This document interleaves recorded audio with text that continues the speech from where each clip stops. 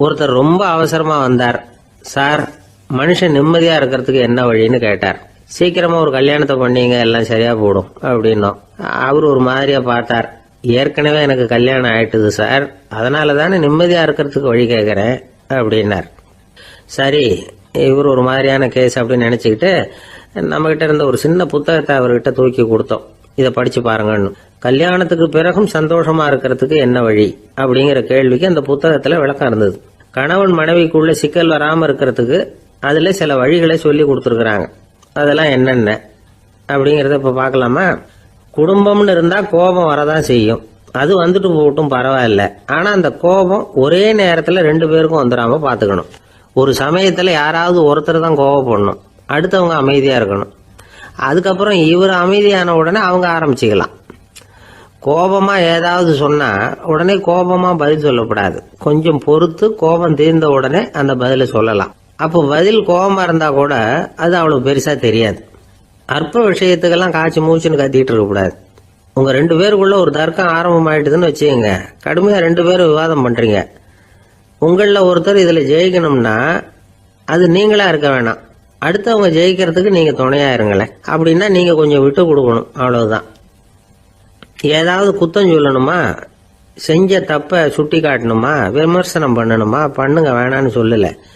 ஆனா சொன்னதை அப்படி சொல்றத கொஞ்சம் அன்பா இதமா சொல்லுங்க. எப்போ நடந்த தவறுகளை எல்லாம் இப்போ போய் மறுபடியும் ஞாபகப்படுத்திட்டு இருக்க வேண்டாம். நான் அப்பவே சொன்னேன் இந்த புடவை வேணாம்னு, நீங்க தான் கேட்கல, இப்ப பாருங்க கிழிஞ்சு போச்சு இப்படின்னு கத்துனாங்க ஒரு அம்மா. எப்போ சொன்னீங்கன்னு கேட்டா ஒரு 10 வருஷத்துக்கு முன்னாடி தீபாவளி சமயத்துல அப்படிங்கிறாங்க. அது என்ன இன்னும் அப்படியே புதுசாகவே இருக்கும்? உங்களுக்கு அவர் தான் பெருசு, அவருக்கு நீங்க தான் பெருசு. அதை விட இந்த உலகத்துல வேற எதுவும் முக்கியம் இல்லைன்னு நினைக்கணும். நீ தான் என்னுடைய உலகம்னு எத்தனை தடவை சொல்லியிருப்பீங்க? அதெல்லாம் வெறும் வசனமா போயிடக்கூடாது. ஏதாவது ஒரு பிரச்சனையை பத்தி கடுமையா விவாதம் பண்ணிட்டு இருக்கீங்க, அதை அப்படியே பாதியில விட்டுட்டு படுக்கைக்கு போயிடக்கூடாது. சொச்சத்தை நாளைக்கு பேசிக்கலாம்னு. அப்படி போனா தூக்கம் வராது. பிரச்சனையை ஒரு முடிவு பண்ணிக்கிட்டு அதுக்கப்புறமா தூங்க போகணும். ஒரு நாள்ல ஒரு தடவையாவது உங்க ஜோடியை பாராட்டி நல்ல விதமா கனிவா ஒரு வார்த்தை சொல்லணும் அப்படின்னு தீர்மானம் பண்ணீங்க. ஏதாவது தப்பு பண்ணிவிட்டீங்கன்னா பரவாயில்ல, அதை ஒத்துக்கிறதுக்கும் மன்னிப்பு கேட்கறதுக்கும் தயாரா இருக்கணும். அது ஒன்றும் கேவலம் கிடையாது. வீட்டுக்குள்ள தானே கேட்க போறீங்க, வெளியில யாருக்கு தெரிய போகுதோ? எப்படியோ உங்களுக்குள்ள ஒரு சமரசம் ஆனா சரிதான். ஒரு தகராறுன்னு எடுத்துக்கிட்டா குறைஞ்சபட்சம் அதுக்கு 2 பேர் தேவை. தனியாவே உட்காந்துக்கிட்டு நான் இப்ப தகராறு பண்ணிட்டு இருக்கிறேன் அப்படின்னு யாரும் சொல்ல முடியாது. 2 பேர் தகராறு பண்றாங்கன்னா பொதுவா அந்த 2 பேர்ல யாரு அதிகமா பேசுறாங்களோ அவங்க பேர்ல தான் தப்பு இருக்கும். அதை மனசுல வச்சுக்கணும். இதெல்லாம் தான் அந்த புத்தகத்துல போட்டிருக்கிற வழிமுறைகள். இவ்வளவும் சரியா வரலன்னா அப்புறமா சொல்லுங்க, வேற புத்தகம் ஏதாவது இருக்கான்னு தேடுவோம். ஒரு கணவன் தன்னுடைய மனைவியை அழைச்சிட்டு ஒரு மனோதத்துவ டாக்டர் கிட்ட வந்தாரா. டாக்டர், எங்களுக்கு கல்யாணம் ஆகி 30 வருஷ காலமா நாங்க ஒரு விஷயத்துல கூட ஒத்து போனதில்லை அப்படின்னு ஆரம்பிச்சார். உடனே அந்த அம்மா குறுக்கிட்டு, அது 30 வருஷம் இல்ல 32 வருஷம் அப்படின்னாங்களாம். இந்த உலகமே ஒரு நாடக மேடை, நாம எல்லாரும் நடிகர்கள். இது ஞானிகள் சொல்றது. இது ஒரு பக்கம் இருக்கட்டும். இந்த உலகத்துக்குள்ள எத்தனையோ நாடக மேடைகள், எத்தனையோ நடிகர்கள், எத்தனையோ நாடகங்கள். இதெல்லாம் எப்படி ஆரம்பமாச்சு? அதுதான் இன்னைக்கு தகவல். அதாவது ஆதி மனிதன் பேச ஆரம்பிக்கிறதுக்கு முன்னாடி சைகையாலேயே எல்லாத்தையும் சொல்லிட்டு இருந்தான். அதனால அப்பவே நடிப்பு ஆரம்பமாயிட்டுது. முதல்ல ஒரு வேட்டையத்தான் அவன் நடிச்சு காட்டியிருப்பான். இவன் எப்படி போனான், எதிரில் மிருகம் எப்படி வந்தது, அதோட எப்படி சண்டை போட்டான், எப்படி அடிச்சு கொண்டுட்டு வந்தான், இதை அப்படியே மற்றவங்களுக்கு நடிச்சு காட்டியிருப்பான். ஏன்னா மொழி கிடையாது. இந்த காலத்துல எல்லாம் நாடகங்கள்ல நடிக்கிறவங்கள நடிகர்கள்ங்கிறோம். ஒரு காலத்துல இவங்களுக்கு என்ன பேரு தெரியுமா? திஸ்பியர்கள் அப்படின்னு பேராம். இதுக்கு காரணம் உண்டு. அதாவது 2000 வருஷத்துக்கு முன்னாடி கிரீஸ் நாட்டுல திசிவியஸ் அப்படின்னு ஒரு ஆள் இருந்தான். அவன் ஒரு பெரிய நாடக கலைஞன். அவன் சில இளைஞர்களை சேர்த்துக்கிட்டான், பயிற்சி கொடுத்தான், நாடக குழுவை உருவாக்கினான். நடிகர்களையும் நாடகத்துக்கு தேவையான பொருள்களையும் ஏற்றிக்கிட்டு போறதுக்கு ஒரு வண்டியையும் தயார் பண்ணான். அந்த வண்டியிலேயே அவன் கிரேக்க நாடு பூராவும் சுத்தினான். ஊர் ஊரா நாடகம் போட்டான். ஒரு ஊருக்கு போனதும் அங்க நாடகம் நடத்த தியேட்டர் இருக்கா அப்படிங்கன்னு எல்லாம் பாக்குறது இல்ல அவன். ஏன்னா அப்போலாம் தியேட்டர்னா என்னன்னு தெரியாது. நாடகம்னா அது ஒரு மூடிய கொட்டைக்குள்ளதான் நடத்தணுங்கிறது அப்ப யாருக்குமே தோணல. இந்த வண்டி போகும், அதுவே ஒரு பகுதி அப்படியே ஒரு மேடை மாதிரி விரிச்சுக்கும். அதுல ஏறி நின்றுகிட்டு நாடகத்தை நடிச்சு காட்டுவாங்களாம். மக்கள்லாம் எதிரில் தரையில உட்காந்து அதை பார்த்துக்கிட்டு இருக்கிறது. உலகத்தின் முதல் நடமாடும் தியேட்டர் இதுதானா. இந்த திசைபிஎஸ் தான் முதலா உலகத்துல நாடகம்ங்கிற பொழுதுபோக்க நடத்தி காட்டினவன் அப்படின்னு சொல்றாங்க. அவன் சொந்தமா நாடகம் எழுதுனா, நடிச்சான், நாடகத்தை இயக்கினான். அதனாலதான் அவனை first man of the theatre அப்படின்னு சொல்லுவாங்க. அவன் தான் நாடக மேடையின் முன்னோடி. கிரேக்கர் காலத்திலேயே நாடக ஆசிரியர்கள், நடிகர்கள், ரசிகர்கள் இவங்கெல்லாம் உருவாயிட்டாங்களாம். நாடகத்தின் சரித்திரத்துல இந்த 3 பிரிவும் ரொம்ப முக்கியம். அதாவது கிரேக்க தியேட்டர்கள்லாம் திறந்த வெளி மேடைகள் தான். பெரும்பாலும் மலைச்சரிவுகள், அதுவே படிப்படியா பண்ணியிருப்பாங்க. கீழே அரைவட்ட வடிவில் மேடை, அதுக்கு ஆர்கெஸ்ட்ரான்னு பேரு. பிற்காலத்துல இதுல உட்கார்ந்து இசைக்குழுவினர் வாய்ச்சதுனால இசைக்குழுவுக்கே ஆர்கெஸ்ட்ராங்கிற பேர் வந்துட்டுது. இப்போ கிரேக்க தியேட்டர்கள்ல ஒண்ணு, அதோட காலம் கிமு 340. அதை இன்னமும் பாதுகாத்து வச்சிருக்கிறாங்களாம். எபிடாரஸ் அப்படிங்கிற இடத்துல அது இருக்குதான். இன்னமும் அந்த தியேட்டரை பயன்படுத்திட்டு வர்றாங்களாம். சிறந்த கிரேக்க நாடகங்கள்லாம் அங்க நடிக்கிறாங்களாம். ஆரம்ப காலத்திலேயே கட்டணம் கிடையாது. அப்புறம் பின்னாடிதான் நுழைவு கட்டணம்லாம் அப்படியே வந்துட்டுதான். நடிகர்கள் பளபளப்பான ஆடைகள் உடுத்தி இருப்பாங்களாம். இந்த குதிகால் உயர்ந்த காலணிகள் போட்டிருப்பாங்களாம். இதெல்லாம் பழைய குறிப்புகள். பலவிதமான உருவங்கள்ல மாஸ்க் அப்படின்னு சொல்லப்படுற முகமூடி. அதனால ஒரே நடிகர் பல வேடங்கள்ல நடிக்கிறது உண்டான். ஆரம்பத்துல பெண் நடிகர்கள் கிடையாது, எல்லாம் ஆண் நடிகர்கள் தான். ரோமானியர்கள் தான் முதல் நிரந்தர நாடக மேடையை கட்டினவங்க. அதுதான் முதல் தியேட்டர். கிமு 1048 காலகட்டத்தில் பாம்பிங்கிற நகரத்துல அதை கட்டியிருக்கிறாங்களாம். கிரேக்க ரோமானிய தியேட்டர்களின் அடிப்படையிலேயே இந்த இத்தாலிய வடிவ அமைப்பாளர்கள் இந்த குதிரை லாட வடிவில் ஒரு ஆடிட்டோரியத்தை உருவாக்கினாங்களாம். இப்படி அதை பத்தி நிறைய தகவல் இருக்குது. 1576 லண்டன்ல இந்த வின்ஸ்பர்ரி, அப்புறம் அந்த பில்ட்ஸில், அப்புறம் ஜேம்ஸ் இப்படிங்கிற ஒரு முயற்சியால தான் இங்கிலாந்துல முதல் தியேட்டர் உருவாச்சான். அப்படி ஒருத்தர் இருந்தாராம். உலக நாடக மேடையின் வரலாறு இதுதான். அதாவது இப்பெல்லாம் அறிவியல் வளர்ச்சி அதிகமாயிட்டுது. திரைப்படம், தொலைக்காட்சி எல்லாம் வந்தாச்சு. ஒவ்வொரு வீடுமே ஒரு குட்டி தியேட்டர் மாதிரி ஆயிட்டுது. தொலைக்காட்சி முன்னாடி உட்காந்து எழுந்திருக்கவே மனசு வர்றதில்லை. ஒரு அம்மா ஒரு மனோதத்துவ டாக்டரை தேடிட்டு வந்தாங்களாம் இந்த காலத்துல. டாக்டர், எங்க வீட்டுக்காரர் எப்ப பார்த்தாலும் டிவி முன்னாடி உட்காந்துக்கிட்டு அதையே வெறிச்சு பார்த்துக்கிட்டு இருக்கிறார், உத்து பார்த்துக்கிட்டு இருக்கார், எனக்கு சந்தேகமா இருக்குன்னாங்களாம். இது மனக்கோளாறு இல்லைங்க, ஆர்வ கோளாறு, அவ்வளவுதான், இதுக்காக பயப்படாதீங்கன்னாராம் டாக்டர். அப்படி இல்லை டாக்டர், டிவி ஓடும் பொழுது நாம எல்லாம் அதை பாக்குறோம் சரி, ஆனா அவர் அப்படி இல்லை, டிவியை நிறுத்தினதுக்கு அப்புறமும் அதையே உத்து பார்த்துட்டு உட்காந்துருக்கிறார், அதனாலதான் சந்தேகப்பட்டு உங்ககிட்ட வந்தேன் அப்படின்னாங்களாம். ஒரு அரசனும் அமைச்சரும் ஒரு நாள் ரொம்ப சாவகாசமா பேசிக்கிட்டு இருந்தாங்களாம். அரசன் அமைச்சரை பார்த்து ஒரு கேள்வி கேட்டிருக்கார். ஏங்க அமைச்சரே, ஆசை இல்லாத ஒரு மனுஷனால இருக்க முடியுமா அப்படின்னு. ஏன் முடியாது, துறவி அப்படிங்கிறவங்கெல்லாம் அப்படிப்பட்டவங்க தானே அப்படின்னாராம் அமைச்சர். அவங்கெல்லாம் உண்மையிலேயே ஆசையை விட்டவங்க தானே அப்படின்னு கேட்டாராம் ராஜா. அப்படிதான் இருக்கணும் அப்படின்னாராம் அமைச்சர். அப்படின்னா ஆசையே இல்லாத ஒரு உண்மையான துறவியை நான் பார்க்கணுமேன்னார். அது என்ன பிரமாதம், அதுக்கு நான் ஏற்பாடு பண்றேன் அப்படின்னுட்டார் இவர். சொல்லிவிட்டு உடனே புறப்பட்டு போனார். அங்கங்க தேடினார். அப்புறம் தான் அவருக்கு புரிஞ்சுது உண்மை துறவியை கண்டுபிடிக்கிறது எவ்வளவு கஷ்டமான காரியம்னு. இருந்தாலும் ராஜா கிட்ட சொல்லியாச்சே உண்மை துறவியை காட்டுறேன்னு. இப்ப என்ன பண்றது, ராஜா கிட்ட சொன்னபடி நடக்கலைன்னா அவருக்கு கோவம் வந்துடும். அமைச்சர் ஒரு யோசனை பண்ணார். அவருக்கு ஒரு வழி தெரிஞ்சுது. அதுதான் சரின்னு முடிவு பண்ணார். அதாவது அந்த ஊர்ல அவருக்கு தெரிஞ்ச நாடக நடிகர் ஒருத்தர் இருக்கிறார், நல்லா நடிப்பார். அவரை போய் பார்த்தார். இதை பாருப்பா, எனக்காக நீ ஒரு காரியம் செய்யணும்னார். என்னன்னு கேட்டார் அவரு. நீ ஒரு துறவி மாதிரி கொஞ்ச நேரத்துக்கு நடிக்கணும். ராஜா உன்னை பார்த்துட்டு போற வரைக்கும் நடி, அது போதும், அதுக்காக உனக்கு 10,000 ரூபா தரேன் அப்படின்னார். அவர் எந்த காலத்துல இவ்வளவு பணத்தை மொத்தமா பார்த்திருக்காரு. அதனால உடனே சரின்னு ஒத்துக்கிட்டார். அமைச்சர் அரண்மனைக்கு திரும்பி வந்தார். என்ன அமைச்சரே, இன்னுமா ஒரு உண்மையான துறவி கிடைக்கலன்னார். உண்மையான துறவி ஒருத்தரை இப்பதான் கொஞ்ச நேரத்துக்கு முன்னாடி பார்த்து பேசிவிட்டு வர்றேன். அவர் நம்ம ஊருக்கு வெளியில குளத்தங்கரையில உள்ள ஒரு ஆலமரத்துக்கு அடியில் உட்கார்ந்துருக்கிறார் அப்படின்னார் இவர். அப்படின்னா உடனே புறப்படுங்க அப்படின்னார் ராஜா. பரிவாரங்களோட புறப்பட்டார். அங்க அந்த மரத்தடியில அந்த ஆளு வேஷம் போட்டுக்கிட்டு துறவி மாதிரி உட்காந்துருக்கிறான். ராஜா நேரா போனார். அந்த துறவி காலில் பொத்துன்னு விழுந்து வணங்கினார். உடனே ராணி அவர் காலில் விழுந்தாங்க. அடுத்தபடியாக அமைச்சர் விழுந்தார். அவருக்கு தெரியும் இது நம்ம ஆளு தான்னு. இருந்தாலும் என்ன பண்றது, நேரம். அப்புறம் பரிவாரங்கள்லாம் துறவி காலில் விழுந்து ஆசீர்வாதம் வாங்கிட்டாங்க. ராஜா அப்புறமா தங்கத்தட்டுல பொன்னையும் பொருளையும் வச்சு அந்த துறவிகிட்ட ரொம்ப பணிவா நீட்டுறார். தாங்கள் தயவு பண்ணி இதை ஏத்துக்கணும் அப்படின்னு வேண்டிக்கிட்டார். அந்த துறவி பற்று இல்லாம அதை பார்த்தார். எல்லாத்தையும் திறந்துட்ட எனக்கு இதெல்லாம் எதுக்காக அப்படின்னு சொல்லி அதை மறுத்துட்டாராம். ஆஹா, உண்மையான துறவியை பார்த்துட்டோம் அப்படிங்கிற ஆனந்தம் அரசருக்கு. ரொம்ப நிம்மதியா திருப்தியா திரும்பி வந்தார் அரண்மனைக்கு. அதுக்கப்புறம் அமைச்சர் யாருக்கும் தெரியாம அந்த துறவிகிட்ட ஓடினார். சொன்ன பிரகாரம் பணத்தை நீட்டினார். இந்தப்பா, நான் உங்ககிட்ட சொன்னபடி 10,000 ரூபாய் பணம் எடுத்துக்கோ அப்படின்னார். அந்த ஆள் ராஜா கிட்ட சொன்னது மாதிரியே எல்லாத்தையும் திறந்துட்ட எனக்கு இதெல்லாம் எதுக்காக வேணாம் அப்படின்னு விட்டாராம்.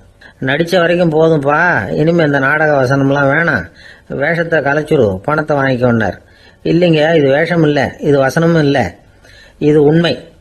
கொஞ்ச நேரம் துறவி மாதிரி நடிச்சதுக்கே இந்த தேசத்து ராஜா, ராணி, அமைச்சர், பரிவாரங்கள் எல்லாம் என் காலில் விழுந்து வணங்குறாங்க. அப்படின்னா உண்மையான துறவியா இருக்கிறது எவ்வளவு பெருமையான விஷயம். நான் உண்மையான துறவியா ஆக போறேன், அப்படி முடிவும் பண்ணிட்டேன் அப்படின்னார் அந்த நடிகர். வேஷம் கூட எப்படிப்பட்ட விளைவுகளை உண்டு பண்ணுது பாத்தீங்களா. நம்மால் ஒருத்தன் ரொம்ப வசதியாக தான் இருந்தான். ஒரு நாள் அவன் சொத்து பூரா திருட்டு போட்டுது. அதுக்கப்புறம் இவன் துறவி மாதிரி ஆயிட்டான். ஊர் ஊரா சுத்தினான். ஒரு குருநாதரை தேடி கண்டுபிடிச்சான். அவர்கிட்ட சீடனா சேர்ந்துக்கிட்டான். அவனை பார்த்து ஒருத்தர் கேட்டார், நீ உண்மையான சீடன் தானான்னு. இல்லைங்க, சீடன் மாதிரி நடிச்சுக்கிட்டு இருக்கிறேன் அப்படின்னா. அது குரு துரோகம் இல்லையா அப்படின்னு கேட்டார் அவர். இல்லைங்க, நான் பண்ணது குரு துரோகம் இல்லை, என் குரு பண்ணது தான் துரோகம். என்னுடைய பணத்தை கொள்ளையடிச்சது இவர் தான். அதை எங்க வச்சிருக்காருன்னு கண்டுபிடிக்கிறதுக்காக தான் இவர்கிட்ட வந்து சீடனா சேர்ந்துருக்கிறேன் அப்படின்னா. அந்த ஆள் என்ன கண்ணா பண்ணான்னு திட்டி விட்டான் சார். அதை நினைச்சா எனக்கு ரொம்ப வருத்தமா இருக்கு அப்படின்னு சொல்லி கவலைப்பட்டார் ஒருத்தர். இதுல கவலைப்படுறதுக்கு என்ன இருக்குது அப்படின்னாரு ஒரு பெரியவர். அவர் ஒரு மகான். என்ன சார் இப்படி சொல்றீங்க, ஒருத்தர் நம்ம பார்த்து திட்டுனா வருத்தமா இருக்காதா அப்படின்னார். அது எப்படி வருத்தமா இருக்கும், திட்டுறதுங்கிறது என்ன, அது வெறும் சத்தம் தானே அப்படின்னார் அந்த பெரியவர். நம்ம ஆளுக்கு தலையை பிச்சுக்கலாம் போல இருந்தது. இருக்காத அப்படின்னா நமக்கு அப்படித்தானே தோணுது. அந்த பெரியவர் சொல்றது ரொம்ப பெரிய விஷயம். அதை நாம புரிஞ்சிக்க முயற்சி பண்ணலாம்னா நடைமுறை வாழ்க்கைக்கு அது ஒத்து வர்றது மாதிரி தெரிய மாட்டேங்குது. இருந்தாலும் அந்த பெரியவர் அதுக்கு என்னதான் விளக்கம் கொடுக்கறாருன்னு பாப்போமே. ஒரு ரயில் போயிட்டு இருக்கு, அதுல ஒரு சாது போயிட்டு இருக்கார். அந்த ரயில் வந்து அவரு ஹரித்வாரம் போயிட்டு இருக்காரு. அவரு ரயில்ல ஏகப்பட்ட கூட்டம். நம்ம ஊர் ரயில் கேட்க வேணும், டிக்கெட் வாங்கிட்டு கொஞ்சம் பேர், வாங்காத கொஞ்சம் பேர். அது என்னத்துக்கு அனாவசியமா டிக்கெட் அப்படிங்கிற நினைப்புல பாதி பேர். இந்த கூட்டத்துக்கு மத்தியில அந்த சாதுவும் போயிட்டு இருக்கிறார். உட்கார்றதுக்காக இருந்த இடத்துல ஒரு ஆள் படுத்திருக்கிறான். கொஞ்சம் முரட்டு ஆசாமி. அவன் காலு பக்கத்துல கொஞ்சோண்டு இடம் பாக்கி இருந்தது. அந்த இடத்துல இந்த சாது உட்காந்துருந்தார். மெதுவா உட்காந்துக்கிட்டார் போய். ஆனா அந்த ஆளு ராத்திரி பூரா இவரை காலால உதச்சிக்கிட்டே இருக்கிறான். அது இவருக்கு ரொம்ப அவமானமா பட்டுது. அதனால துக்கம் ஏற்பட்டது. இருந்தாலும் அதை ஒரு மாதிரியா சகிச்சுக்கிட்டே இவர் வந்து சேர்ந்தார். பொழுது விடிஞ்சது. அந்த சாது ஹரித்வார் வந்து சேர்ந்தார். அங்க ஒரு பெரிய ஞானியை சந்திச்சார். ராத்திரி ரயில்ல அந்த ஆளு உதைச்சதையும் அதனால தனக்கு ஏற்பட்ட துக்கத்தையும் இந்த சாது அந்த ஞானி கிட்ட சொன்னார். சொல்லிவிட்டு, ஏன் சுவாமி, எனக்கு துக்கம் ஏற்பட்டதே அது தப்பா அப்படின்னு கேட்டார். தவறுதான் அந்த ஞானி. உனக்கு இன்னமும் தேக அபிமானம் போகலைங்கிறது தான் அது காட்டுது. அஷ்டாவக்கிரர் என்ன சொல்றார் தெரியுமா, உண்மையான ஞானி யாராவது தன்னை வந்தனை செய்தால் அதற்காக சந்தோஷப்பட மாட்டார், யாராவது நிந்தனை செய்தால் அதற்காக வருத்தப்பட மாட்டார் அப்படின்னு சொல்றார். நிந்தனைங்கிறது ஒரு ஒலி தான். தேகாபிமானம் இருக்கிற வரைக்கும் இந்த ஒலி நம்மளை வந்து வேதனைப்படுத்தும். நான் தேகம் இல்லை, ஆத்மா அப்படிங்கிற நினைவு இருந்தா இந்த ஒலி நம்மளை பாதிக்காது. மனு என்ன சொல்றார் தெரியுமா, ஒரு சாதகன் பாராட்டுதலை விஷம்னு நினைச்சு பயப்படணும், அவமானத்தை அமிர்தம்னு நினைச்சு சந்தோஷப்படணுங்கிறார். அவமானப்பட்டா கவலைப்படாம எப்படி இருக்க முடியும் அப்படின்னு தான் நமக்கு தோணும். அதனாலதான் நம்மள யாரும் இதுக்கு உதாரணமா யாரையும் காட்ட முடியல. புத்தரையும் கபீரையும் உதாரணமா காட்டுறாங்க. அவங்களுக்கெல்லாம் அவமானம் ஏற்பட்டப்போ கவலையே படலையாம். புத்தரை வந்து அவமானப்படுத்தணுங்கிறதுக்காக கௌசாம்பி ராணி ஒரு இளம் பெண்ணை கொலை பண்ணி சடலத்தை புத்தர் குடிசைக்கு முன்னாடி போட சொன்னார். போட்டாங்க.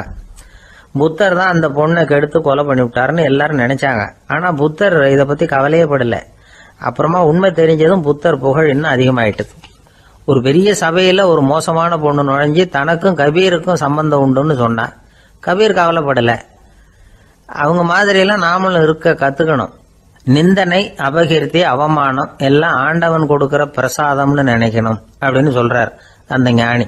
இத கேட்ட இந்த காலத்து ஆசாமி ஒருத்தர், நான் கூட அப்படிதான் சார், யாராவது அவமானப்படுத்தினா கவலைப்பட மாட்டேன்.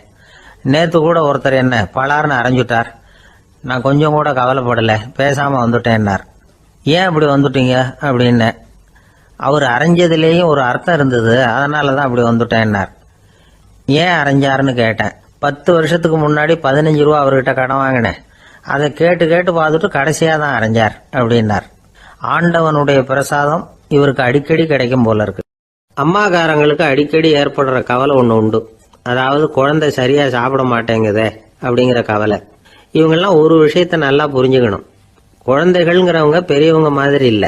அவங்க கடிகாரத்துல மணியை பார்த்துட்டு சாப்பிடுறதுக்கு உட்கார்ற ரகம் கிடையாது. பசிச்சா சாப்பிடுவாங்க, இல்லைன்னா விளையாடுவாங்க அல்லது தூங்குவாங்க. அது புரியாம அவங்கள கட்டாயப்படுத்தி அல்லது மிரட்டி சாப்பிட வைக்கிறது ரொம்ப தப்பு. ஒரு 8 மாச குழந்தைக்கு 3 மணி நேரத்துக்கு ஒரு தடவை பசிக்கும். அந்த நேரம் பார்த்து சாப்பாடு கொடுத்தா அடம் பண்ணாம அது பாட்டுக்கு சாப்பிட்றோம். அதே குழந்தைக்கு 1 வயசு ஆகிறப்போ 4 மணி நேரத்துக்கு ஒரு தடவை பசிக்கும். இந்த வயசுல இயற்கையாவே பசி குறைஞ்சிருக்கும். அது புரியாம என் குழந்தை முன்னாடி மாதிரி இப்ப சரியா சாப்பிட மாட்டேங்கிறான் அப்படின்னு சில பேர் டாக்டர் கிட்ட போய் சொல்லிக்கிட்டு இருப்பாங்க. இன்னொரு விஷயம், ஒரு குழந்தைக்கு வயசு அதிகமாகிற வேகத்துக்கு உடம்பு எடையும் அதிகமாகிக்கிட்டே போவாது. உடம்பு எடை அதிகமாகிற வேகம் குறைஞ்சிக்கிட்டே வரும். 6 மாச குழந்தைக்கு ஒரு வாரத்துல 150 கிராம் எடை கூடும். ஒரு வயசுல வாரத்துக்கு 71 கிராம் எடை கூடும். இது புரியாம அதிகமா சாப்பாட்டை கொடுத்து குழந்தைய கஷ்டப்படுத்தக்கூடாது. ஏன்னா அளவுக்கு மீறின உணவு அஜீரணத்தை உண்டு பண்ணிவிடும். குழந்தைக்கு ஒரு தட்டுல கொஞ்சமா ஆகாரத்தை வச்சு கொண்டுட்டு போய் கொடுக்கணும். மலை மாதிரி குவிச்சு வச்சா அதை பார்த்ததுமே பசி அடங்கி போயிடும். அடிச்சு மிரட்டி பயமுறுத்தி குழந்தைய சாப்பிட வைக்கிற பழக்கம் இருக்கு பாருங்க, அதுக்கு ஃபுட் ஃபோர்சிங் அப்படின்னு பேரு. இப்படி பண்ணுனா குழந்தைக்கு சாப்பாட்டுல விருப்பம் குறைஞ்சிரும், அதை கண்டாவே வெறுக்க ஆரம்பிச்சிரும். அது மாதிரி உளம் சார்ந்த பசி குறைவு, சைக்கோஜெனிக் அனோரெக்சியா, அது ஏற்படுமா. சாப்பாடுங்கிறதே ஒரு தண்டனை மாதிரி தோணும். குழந்தைகளுக்கு பிடிச்ச மாதிரியான ஆகாரத்தை கொடுக்கணும். சத்து அதிகம் இருக்குங்கிறதுக்காக அதுக்கு பிடிக்காத ஆகாரத்தை கொடுத்து கட்டாயப்படுத்தக்கூடாது. குழந்தைகளுக்கு 2 வயசு ஆகிறப்போ இயற்கையாவே எதிர்மறை குணம் உண்டாகும். அதாவது அந்த எதிர்மறையா பேசுறது, இது மாதிரி சமயங்கள்ல நாம என்ன சொல்றோமோ அதுக்கு நேர்மாறா நடந்துக்கும். ஏட்டிக்கு போட்டி, சாப்பிட சொன்னா விளையாட போவோம், விளையாட சொன்னா சாப்பாடு கேட்கும். இதை புரிஞ்சுக்கிட்டு நடந்துக்கணும். குழந்தை சொன்ன பேச்ச கேட்கலேன்னு கோவப்படக்கூடாது. குழந்தை வளர வளர பிடிவாத குணம் வர்றது சகஜம். கேட்டதை வாங்கி கொடுத்தாதான் சாப்பிடுவேன் அப்படின்னு பிடிவாதம் பண்ணும். வாங்கி கொடுத்து விடுறதுதான் உத்தமம். நீங்களும் அதுகிட்ட பிடிவாதம் பண்ணிட்டு இருக்க கூடாது. ஏன்னா கேட்டது கிடைக்கலையேங்கிற ஏமாற்றம் கூட குழந்தையோட பசியை குறைச்சிரும். கேட்டது கிடைச்சுட்டா பசி அதிகமாகும், கொடுத்ததை மளமளன்னு சாப்பிட்றோம். குழந்தைகளுக்கு கண்ட கண்ட நேரத்துல சாப்பிடறதுக்கு எதையாவது வாங்கி கொடுத்துக்கிட்டு இருந்தா சாப்பாட்டு நேரத்துல சாப்பிடாம அடம் பண்ண ஆரம்பிச்சிடும். பள்ளிக்கூடம் போற பிள்ளைங்க காலை உணவை சரியா சாப்பிட மாட்டாங்க. அச்சம், அவசரம், பரபரப்பு இதெல்லாம் தான் காரணம். பள்ளிக்கு புறப்படுறதுக்கு ஒரு 3/4 மணி நேரத்துக்கு முன்னாடியே சாப்பாடு போட்டுருங்க, அது சரியா போடும். படிக்கிற குழந்தைகள் உடல் சோர்வு, மனச்சோர்வு இது காரணமா கூட சாப்பிட மறுக்கிறது உண்டு. இப்போ உதாரணமா சாயந்தரம் விளையாடி விட்டு வீட்டுக்கு வந்ததும் சாப்பிட சொன்னா வேணாம்பாங்க. இது உடல் சோர்வு. ரொம்ப நேரம் வீட்டு பாடங்களை செஞ்சு முடிச்ச கையோட சாப்பிட சொன்னாலும் அவங்களால சரியா சாப்பிட முடியாது. இது உளச்சோர்வு, அதாவது மனச்சோர்வு. இதை தவிர குழந்தைகளுக்கு உடல் நலக்குறைவு ஏற்பட்டா கூட சாப்பிட மறுக்கிறது உண்டு. சில மருந்து மாத்திரைகள் கூட பசியை குறைச்சிரும். அதனால சரியா தெரிஞ்சுக்கிட்டு குழந்தைகளை சாப்பிட வைக்கணும். அது புரியாம கையில சாப்பாட்டு தட்டை வச்சுக்கிட்டு குழந்தைகளை விரட்டிக்கிட்டு அலையக்கூடாது. ஒரு சின்ன பையன் சொன்னான், எங்க அம்மா சாப்பாடு போடுறது தெரிஞ்சா நான் உடனே வீட்டை விட்டு வெளியில ஓடி போடுவேன் அப்படின்னா. ஏன் அப்படி பண்றேன்னு கேட்டோம். எங்க அப்பா கூட அது மாதிரி தான் சார் பண்ணுவார் அப்படிங்கிறான்.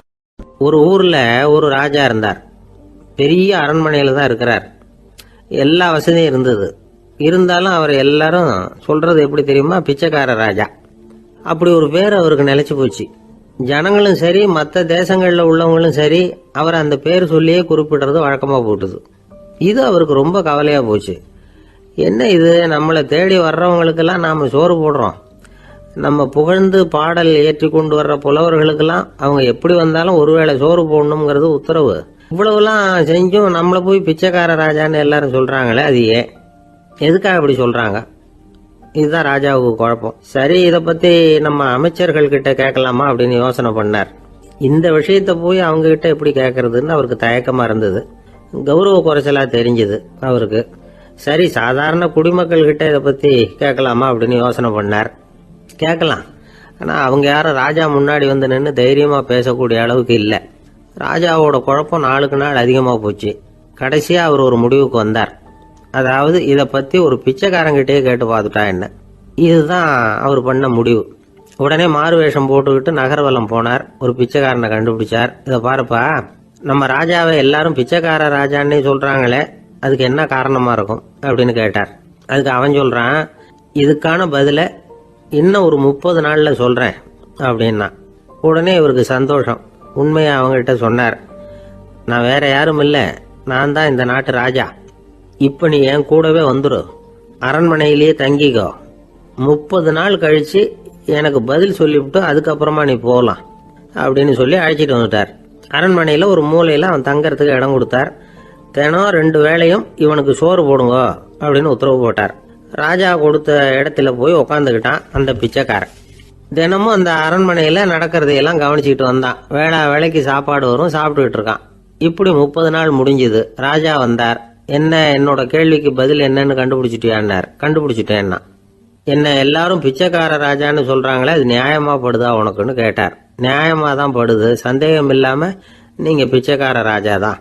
என்னதான் நீங்க வசதியோடவும் படைபலத்தோடவும் இருந்தா கூட நீங்க எங்க வர்க்கத்தை சேர்ந்த ஆசாமி தான் அப்படின்னு அடிச்சு சொல்லிவிட்டான் அந்த ஆள். எதனால் அப்படி சொல்றேன்னு கேட்டார் இவர். அரசே, ஒரு உண்மையை கண்டுபிடிச்சு சொல்றதா நான் உங்ககிட்ட சொன்னேன். நீங்க ராஜ பரம்பரைன்னா உடனே உங்க கழுத்துல கிடக்கிற முத்து மாலையை கழட்டி பரிசா கொடுத்துருப்பீங்க, பொன்னையும் மணியையும் கொடுத்துருப்பீங்க. ஆனா நீங்க அப்படி செய்யல.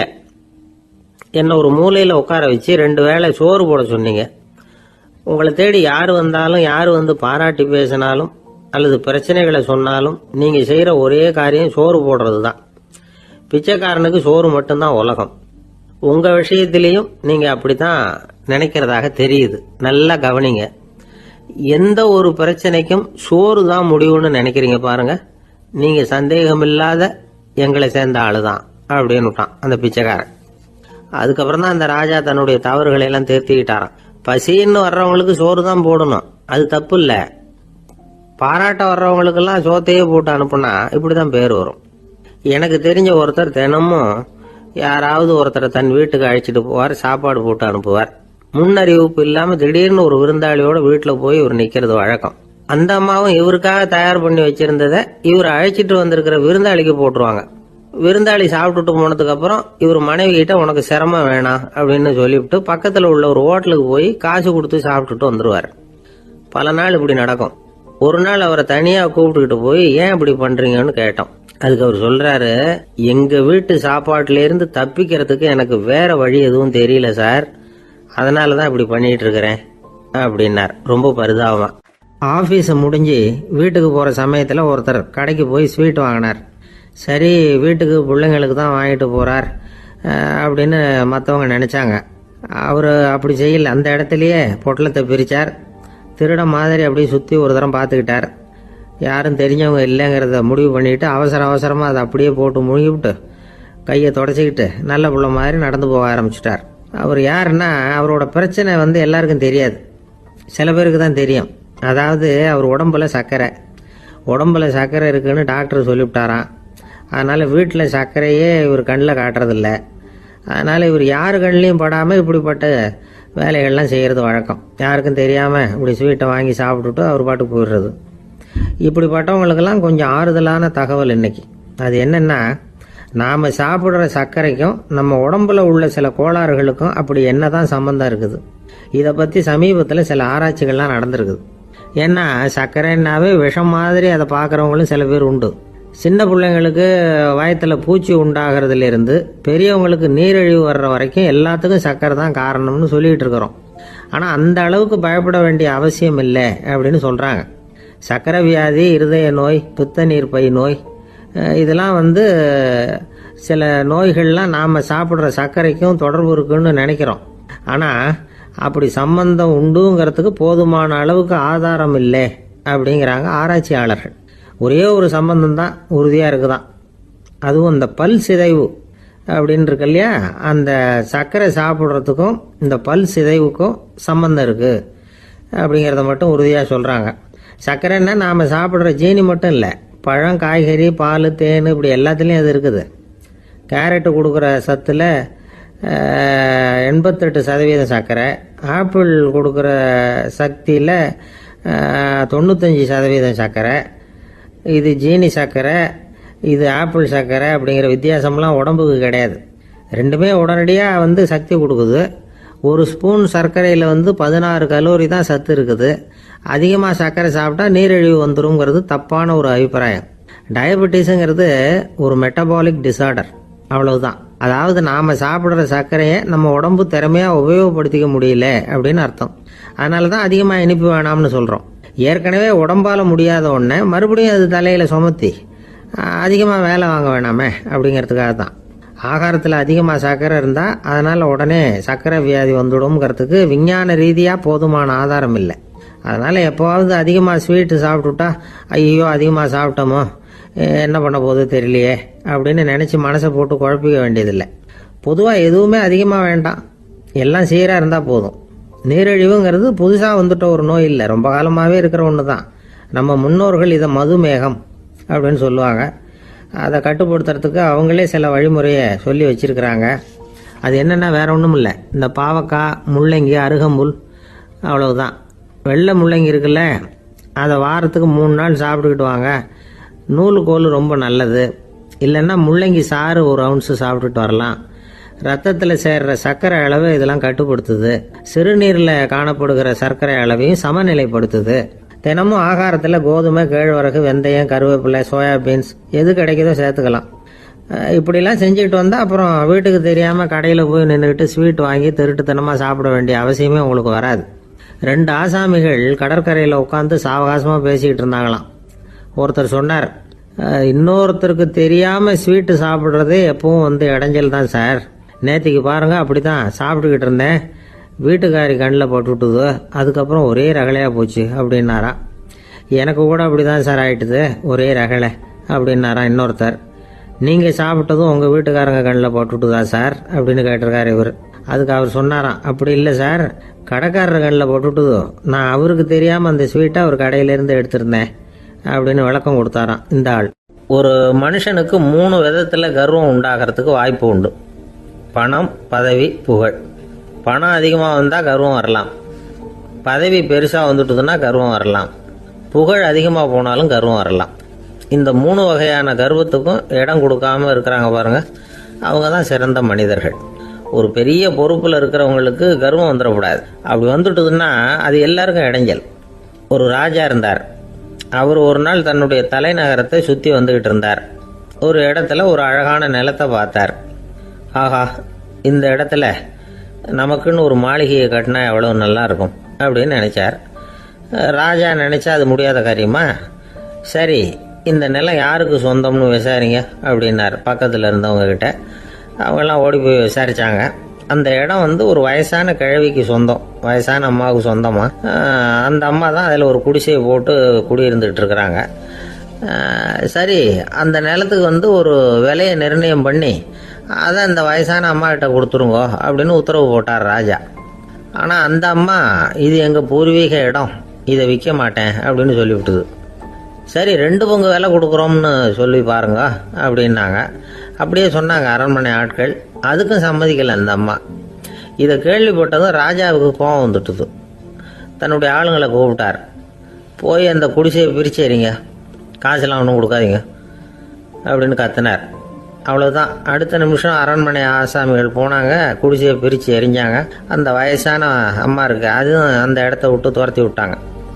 அந்த இடத்துல ஒரு அரச மாளிகையை கட்டி முடிச்சிட்டாங்க. அந்த வயசான அம்மா பாவம், ராஜாவே இப்படி பண்ணால் யாருக்கிட்ட போய் முறையிட முடியும்? ஒரு ஞானி இருந்தார், அவர்கிட்ட போய் சொன்னாங்க. அவர் இவங்க சொன்னதை கேட்டு மனசில் வச்சுக்கிட்டார். ஒரு நாள் அந்த ராஜாவே இந்த ஞானியை கூப்பிட்டார். புதுசாக ஒரு மாளிகை கட்டியிருக்கிறேன், வந்து பாருங்கன்னு. சரின்னு சொல்லி இந்த பெரியவர் ஒரு நாள் இந்த மாளிகைக்கு போனார். சும்மா போகல, ஒரு கழுதையையும் ஓட்டிகிட்டு போனார். கொஞ்சம் சாக்குகள், வெத்து சாக்கு, அதையும் எடுத்து கழுதை முதுகில் போட்டு கழுதையை ஓட்டிகிட்டு போகிறார். ராஜா பார்த்தார். அவருக்கு இது ஆச்சரியமாக இருந்தது. என்ன இது, மாளிகைக்கு வந்துட்டு போங்கன்னு கூப்பிட்டா கழுதை சாக்கு இதெல்லாம் கூப்பிட்டு வராரு, ஒன்றும் புரியலையேன்னு நினச்சார். எதுக்காக இதெல்லாம்னு கேட்டார். அரசருடைய தோட்டத்திலேருந்து கொஞ்சம் மண் எடுத்துகிட்டு போகிறதுக்கு ஆசைப்படுறேன், அதுக்கு நீங்கள் அனுமதி கொடுக்கணும் அப்படின்னாரு இவர். இது என்ன வேடிக்கையான கோரிக்கையாக இருக்குது அப்படின்னு நினச்சார் ராஜா. இருந்தாலும் மண்ணு தானே கேட்குறாரு, எடுத்துகிட்டு போகட்டுமே அப்படின்னு நினச்சார். சரின்னு அனுமதி கொடுத்தார். அந்த பெரியவர் தோட்டத்துக்கு போனார், மண்ணை வெட்டினார், சாக்கில் போட்டு நிரப்புனார். ராஜாவை கொஞ்சம் கிட்ட வாங்கன்னு கூப்பிட்டார். இந்த மண் மூட்டையை தூக்கி கழுதையோட முதுகில் வைக்கணும், கொஞ்சம் உதவி பண்ணுங்கன்னார். ஓ பண்ணுறேனே அப்படின்னு சொல்லி ராஜா கிட்ட போனார். மூட்டையை தூக்கி பார்க்குறாரு, முடியல, திணறி போயிட்டார். இப்போ அந்த ஞானி பேசினாராம். அரசே, இந்த ஒரு சாக்கு மண்ணையே உங்களால் தூக்க முடியல, அந்த கிழவிகிட்ட இருந்து அந்த அக்கிரமமாக அபகரித்த இந்த தோட்டம் பூராவையும் சுமக்கணும்னு ஆசைப்படுறீங்களே, அது உங்களால் முடியுமா அப்படின்னு கேட்டாராம். ராஜா யோசனை பண்ண ஆரம்பித்தார். தன்னுடைய செயலுக்காக வருத்தப்பட்டாராம். அந்த வயசான அம்மாவை உடனடியாக வரவழைச்சார். தாயே, தப்பு பண்ணிட்டேன், என்னை மன்னிச்சுக்குங்க, இன்னையிலேருந்து இந்த மாளிகையும் தோட்டமும் உங்களுக்கு தான் சொந்தம் அப்படின்னு சொல்லிவிட்டாராம். போகிறப்ப இந்த உலகத்திலேருந்து எண்ணத்தை எடுத்துகிட்டு போக போகிறோம், அதனால் ரொம்பவும் அலட்டிக்க வேண்டியதில்லை, கர்வப்பட வேண்டியதில்லை அப்படிங்கிறது ஒரு பெரிய உபதேசம். ஒரு பெரிய மனுஷன் சாக கிடந்தார், ரொம்பவும் அழுதார். ஏன் அழறீங்க அப்படின்னு கேட்டாங்க சுற்றி இருந்தவங்க. நான் சாகிறதுக்காக கவலைப்படலை, நான் நம்ம ஜனங்களுக்காக எவ்வளவோ காரியம்லாம் செஞ்சுக்கிட்டு வந்தேன். நான் செஞ்சுக்கிட்டு வந்த சேவையை இனிமேல் யார் செய்ய போகிறாங்க, அது யாரால் முடியும், அதை நினச்சி தான் அழறேன் அப்படின்னாராம். ஒருத்தர் முன்னாடி வந்தார். அதுக்காக நீங்கள் கவலைப்படாதீங்க, உங்கள் சேவையை தொடர்ந்து செய்யறதுக்கு என்ன மாதிரி இளைஞர் பட்டாலும் தயாராக இருக்குது, இருந்தாலும் எங்கள் கவலை என்னென்னா அப்படின்னு இழுத்தார்.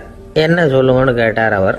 நீங்கள் இதுவரைக்கும் என்ன சேவை செஞ்சுக்கிட்டு வந்தீங்க, அதுதான் எங்களுக்கு இன்னமும் புரியாத புதிராக இருக்குது அப்படின்னாராம் அவர். ஒரு நண்பர் அவசரமாக என்கிட்ட ஓடி வந்தார். அப்புறம் சொன்னார், என்னால் நம்பவே முடியல சார், என் பையனா இப்படி அப்படின்னு சொல்லி ஆச்சரியப்பட்டார். உங்கள் பையன் அப்படி என்ன தான் செஞ்சுட்டான் அப்படின்னு கேட்டேன். என்னால் முடியாத ஒரு காரியத்தை அவன் செஞ்சுட்டான் சார் அப்படின்னார். அது என்னன்னு தான் சொல்லுங்களேன். என்ன, 5வது வகுப்பில் அவன் ஒரே தடவையில் தேறிட்டான் சார், அதாவது ஒரே அட்டம்ப்டில் பாஸ் ஆகிருக்கான் அப்படின்னார். மூச்சு வாங்க, கஷ்டப்பட்டு பரீட்சை எழுதுனது அவன், இவருக்கு ஏன் மூச்சு வாங்குது? நம்மால் செய்ய முடியாத ஒரு காரியத்தை இன்னொருத்தர் செய்யும் பொழுது அது நமக்கு ஆச்சரியமாக இருக்குது. சர்க்கஸ் பார்க்குறோம், ஒருத்தர் அந்த இடத்துல தொங்குறார், அது நமக்கு ஆச்சரியம், ஏன்னா அது நம்மால் முடியாத காரியம். நம்மால் முடியாத ஒன்றை அடுத்தவர் எளிதாக செய்யும் பொழுது நாம் மருள்வது இயற்கை. இதை தான் தொல்காப்பியம் மருட்கை அப்படின்னு சொல்லுது. இந்த வியப்பு இருக்குதே, இது 4 வகையில் ஏற்படுறதாக தொல்காப்பியம் சொல்லுது. அது என்ன 4 வகை? முதல் வகை எப்படின்னா, புதுமையான அரிய செயல்களை செய்கிறது. 2வது வகை என்னன்னா, பெரும் செயல்களை செய்கிறது. 3வது வகை என்னன்னா, மிக நுட்பமான செயல்களை செய்கிறது. 4வது வகை என்னன்னா, ஆக்கம் தரும் செயல்களை செய்கிறது. புதுமை, பெருமை, சிறுமை, ஆக்கமோடு மதினம் சாலா மருட்கை 4 அப்படிங்கிறது தொல்காப்பியம். இன்னைக்கு விஞ்ஞானம் புதுசு புதுசாக எதையோ கண்டுபிடிக்குது. ஆரம்பத்தில் அது ஆச்சரியமாக இருக்குது, அப்புறம் அது நமக்கு பழகி போயிடுது. வானொலி பெட்டி புதுசாக வந்தப்போ ஒரு பெட்டி பேசுதுங்கிறது எவ்வளோ பெரிய ஆச்சரியம். இப்போ யாரும் அதை ஆச்சரியமாக பார்க்கறதில்ல. மதினம் சாலா மருட்கை அப்படின்னு ஒரு சொற்றொடர் வருது பாருங்க, அதில் கருத்தாழம் உண்டு. எதை பற்றியும் போதுமான அளவு புரிந்து கொள்ளாத போது ஒருத்தர் ஆச்சரியப்படுறார். புரிந்து கொண்ட பிறகு ஆச்சரியம் மறைஞ்சு போயிடுது. மிக நுட்பமான செயல்களும் நம்ம ஆச்சரியப்பட வைக்கும். ஒரு அரிசியில் ஒரு திருக்குறள் எழுதி காட்டுறாங்க, ஒரு முட்டை ஓட்டுக்குள்ளே ஓவியம் தீட்டி காட்டுறாங்க. கருங்கல் சிற்பங்களில் எவ்வளவு நுட்பமான வேலைப்பாடுகளை எல்லாம் பார்த்து ஆச்சரியப்படுறோம். இது மாதிரி ஆக்கப்பூர்வமான அரிய செயல்களை செய்கிறது கூட வியப்பை உண்டு பண்ணும். குப்பை கூலங்களை கூட வாழ்க்கைக்கு பயன்படுகிற பொருளாக மாற்றுகிறவர்கள் இருக்காங்க, அவர்களுடைய செயல் வியப்பு அளிக்குது.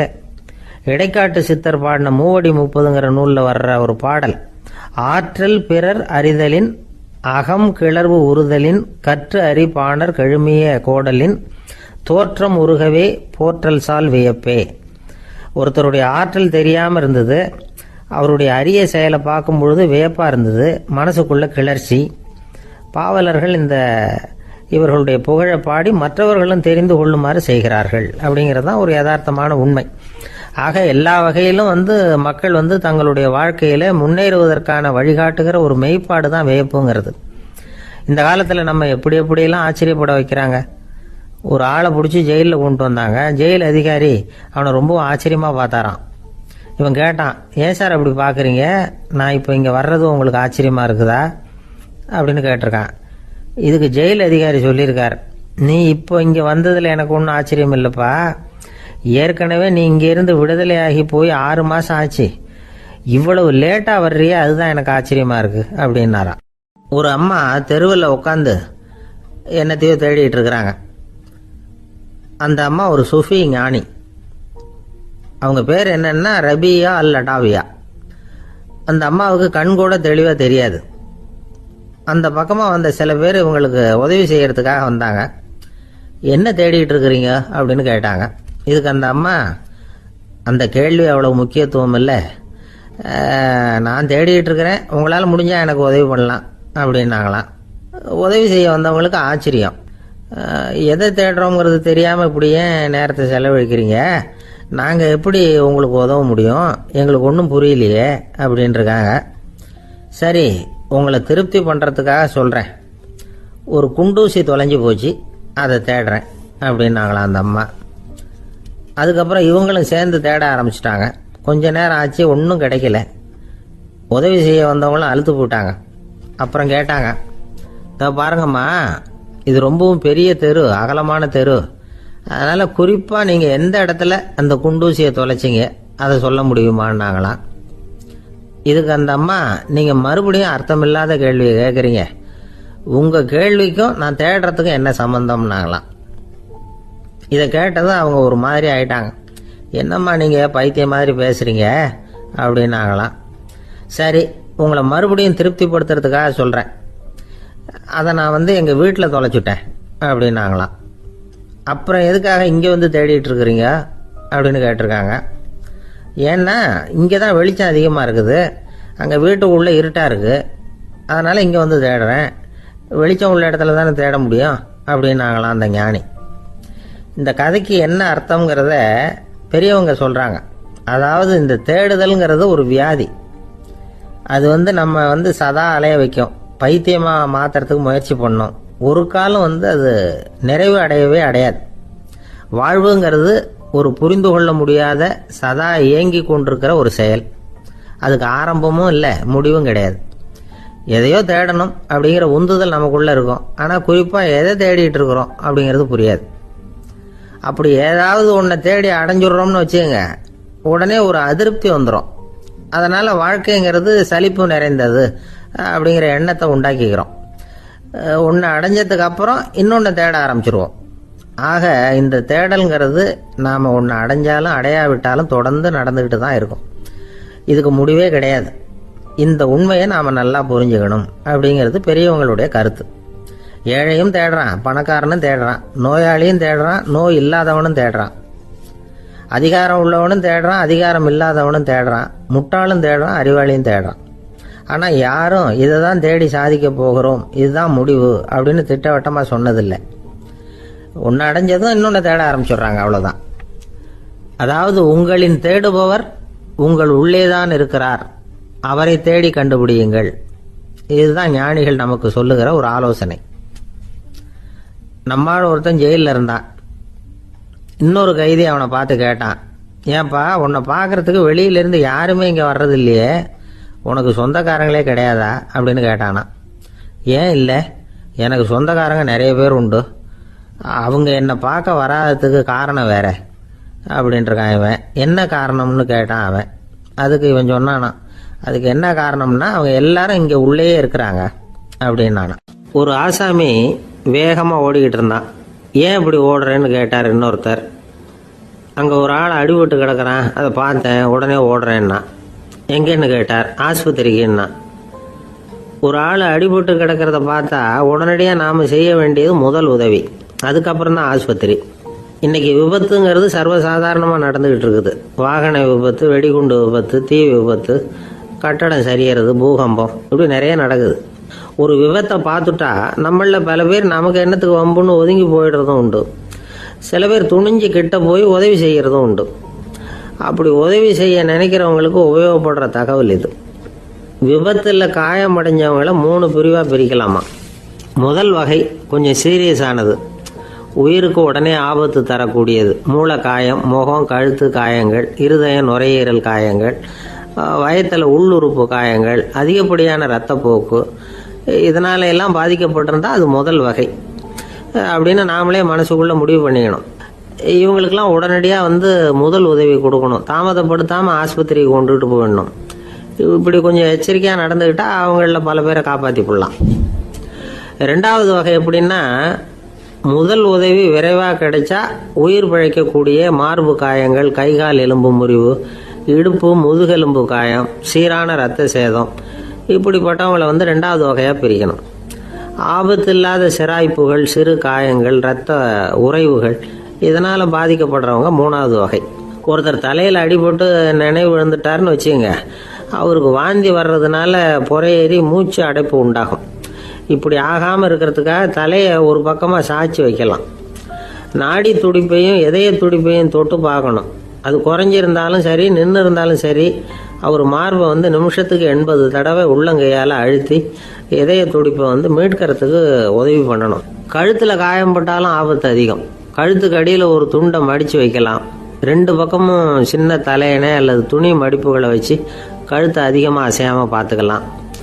முதுகெலும்பு முறிஞ்சிருக்குமோ அப்படிங்கிற சந்தேகம் இருந்ததுன்னா அவரை அதிகமாக அசைய விடக்கூடாது.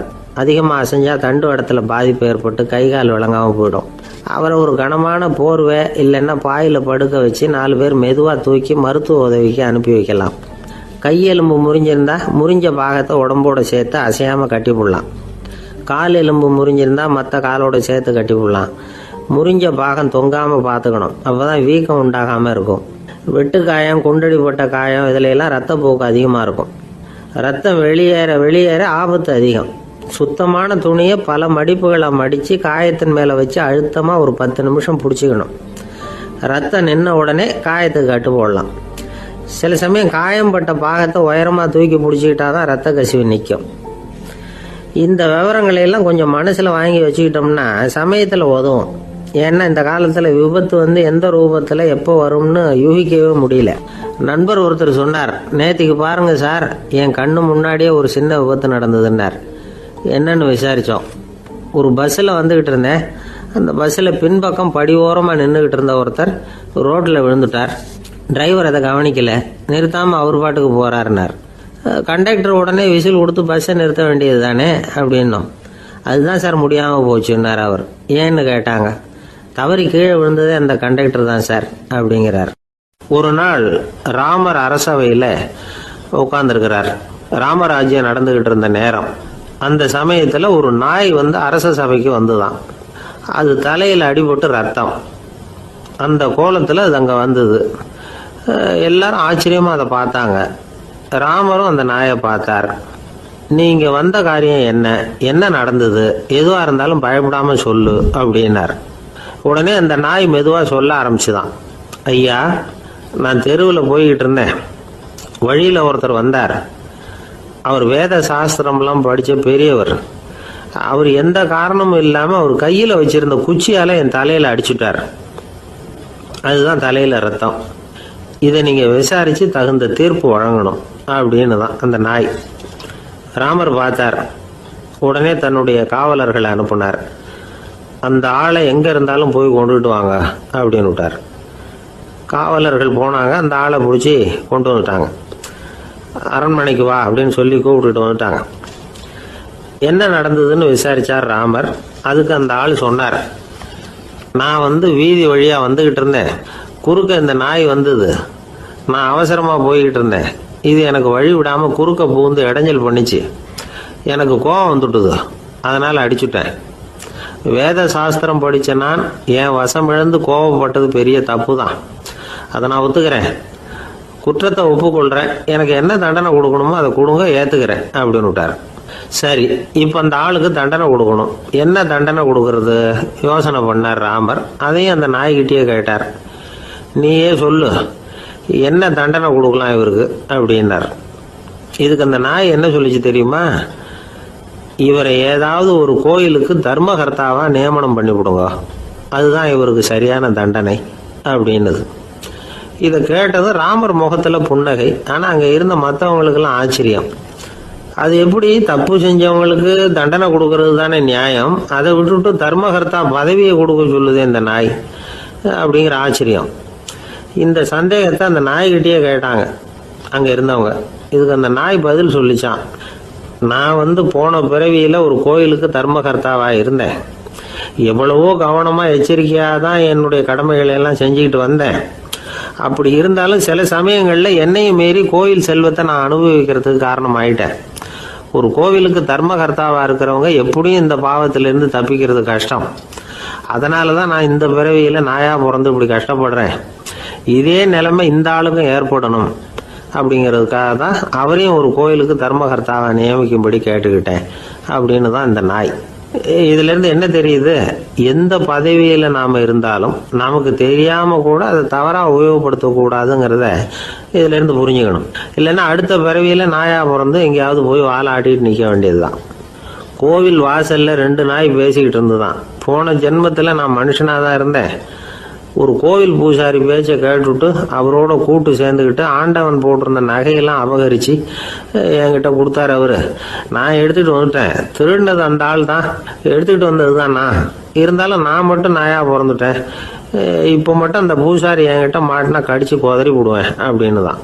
அவசரப்பட்டு அப்படி செஞ்சுடாதே, பதிலுக்கு அவரும் உன்னை திருப்பி கடிச்சாலும் கடிச்சிருவார். ஏன்னா அவரும் இப்போ ஒரு நாயா தான் பிறந்திருக்கிறார் அப்படின்னு தான். இன்னொன்று, அது எப்படி உனக்கு தெரியும்னு தான். இது நான் தானே அது அப்படின்னு தான் அந்த நாய். இந்த காலத்துக்குள்ள ஒருத்தன் தன்னோட அப்பாவை பார்த்து சொன்னான், அப்பா நான் உனக்கு உதவி செய்யலாம்னு நினைக்கிறேன், என்ன உதவி செய்யணும்னு சொல்லு அப்படின்னா. நீ சும்மா இருந்தா அதுவே எனக்கு செய்கிற பெரிய உதவிடா அப்படின்னார் அப்பா. சும்மா இருக்கிறதும் ஒரு உதவி தான், அது மாதிரி மௌனமும் ஒரு சமூக சேவை தான் அப்படிங்கிறார் காஞ்சி பெரியவர். நமக்கு 5 புலன்கள் இருக்கு, மெய், வாய், கண், மூக்கு, செவி. இந்த 5லேயும் அதிகப்படியான வேலை எதுக்குன்னு நினைக்கிறீங்க? வாய்க்கு தான். ஏன்னா அதுக்கு 2 வேலை. இப்போ கண்ணுக்கு பார்க்கறது மட்டும்தான் வேலை, காதுக்கு கேட்கறது மட்டும்தான் வேலை, மூக்குக்கு வாசனை அறியறது தான் வேலை, உடம்புக்கு உணர்றது மட்டும்தான் வேலை. ஆனால் வாய் அப்படி இல்லை, அதுக்கு 2 வேலை. சாப்பிட்றதும் அதுதான், பேசுறதும் அதுதான். அதாவது வாய் ஒன்று தான் கர்மேந்திரியமாகவும் இருக்குது, ஞானேந்திரியமாகவும் இருக்குது அப்படின்னு சொல்லுவாங்க.